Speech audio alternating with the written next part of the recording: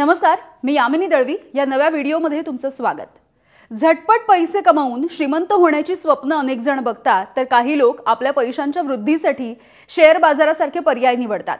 मात्र शेअर बाजारामधल्या गुंतवणूकदारांची सध्या झोप उडाली आहे आणि याचं कारण म्हणजे केवळ भारतामधलाच नाही तर जगातला शेअर बाजार अभूतपूर्व गडगडलाय।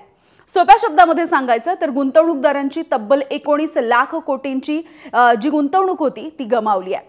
याचं कारण म्हणजे महासत्ता असणाऱ्या अमेरिकेचे राष्ट्राध्यक्ष डोनाल्ड ट्रम्प यांचे निर्णय। टॅरिफच्या संदर्भातले त्यांनी जे निर्णय घेतले त्यामुळे आता जगभरातले देश आणि तिथले गुंतवणूकदार धास्तावले।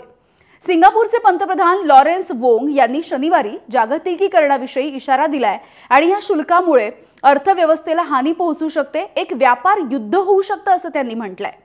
19 ऑक्टोबर 1987 ला जगभरातल्या शेअर बाजारामध्ये एकाच दिवसात सगळ्यात मोठी घसरण झाली होती। त्याच दिवसाची आठवण खरं तर आज सुद्धा काढली जाते आणि शेअर बाजारामधल्या या घसरणीमुळे आजच्या दिवसाला ब्लड बाथ असं सुद्धा नाव देण्यात आलंय। केवळ गुंतवणूकदारांनाच नाही तर जगामधल्या श्रीमंत व्यक्तींना सुद्धा ट्रम्पच्या धोरणाचा फटका बसलाय।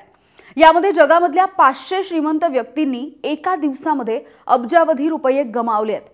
Elon Musk, Mark Zuckerberg, Bill Gates या लोकांसोबतच भारतामधले मुकेश अंबानी आणि गौतम अदानी यांना सुद्धा अब्जावधी डॉलर्सचं नुकसान झालेलं आहे।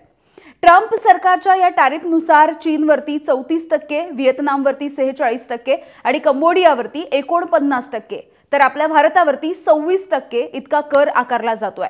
भारतामधून अमेरिकेमध्ये तांदूळ, कोळंबी, मध, एरंडेल तेल, काजू, फळं, भाजीपाला, डेअरीचे प्रोडक्ट्स असतील तर ते, चहा, कॉफी, कोको पावडर, मसाल्याचे पदार्थ अशा वेगवेगळ्या गोष्टी निर्यात होतात। अगदी औषधांपासून ते हिऱ्यापर्यंतच्या गोष्टींवरती सुद्धा आता या टॅरिफचा प्रभाव जबरदस्त असा जाणवतोय। यापैकीच एक महत्त्वाची बाब म्हणजे ॲपल कंपनीने भारतामधून 3 दिवसात 5 विमानं भरून फोन जे होते ते अमेरिकेला पाठवले। डोनाल्ड ट्रम्प यांच्या टॅरिफच्या घोषणेच्या डेडलाईन पूर्वी ॲपलनं ही घाई केली आहे, तर इतर देशांमधून ॲपलनं फोन माघारी घेत अमेरिकेमधली गोदामं आता भरली। फक्त ॲपलच्या फोनच्या किमतीमध्ये इतक्यात काही वाढ झालेली नाहीये।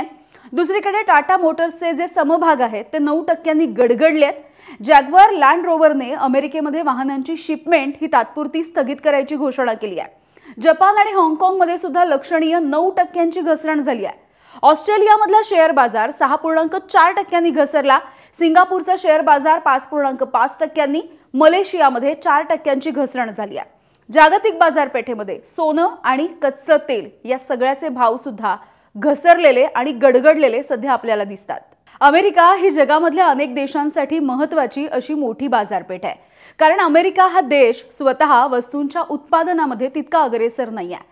त्याऐवजी इतर देशांवरती अमेरिका खरं तर अवलंबून आहे आणि याच गोष्टींचा फायदा घेऊन डोनाल्ड ट्रम्प यांनी इतर देशांमधून आयात होणाऱ्या वस्तूंवरचं शुल्क आता वाढवलंय आणि या सगळ्याचा परिणाम असा झाला की या वस्तूंच्या किमती ज्या होत्या त्या कमालीच्या वाढल्या।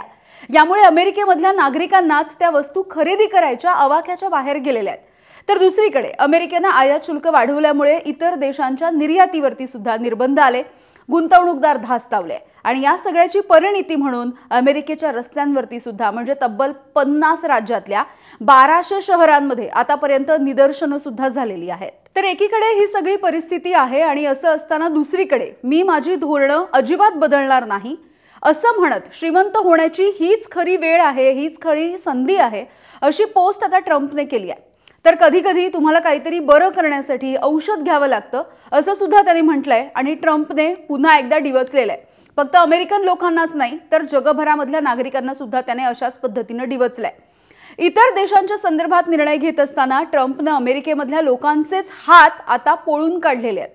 खरं तर दुसऱ्या वेळेला ट्रम्प सत्तेवरती येणार या चाहुलीनेच जगामधले अनेक देश खरं तर भीतीच्या सावटाखाली होते आणि त्यानंतर आता ट्रम्प सत्तेवरती आल्याच्या नंतर सुरू झालेलं हे संकट आता जगाला कुठेवरती नेऊन ठेवणार आहे हे येत्या काही दिवसांमध्ये आपल्याला कळू शकेल।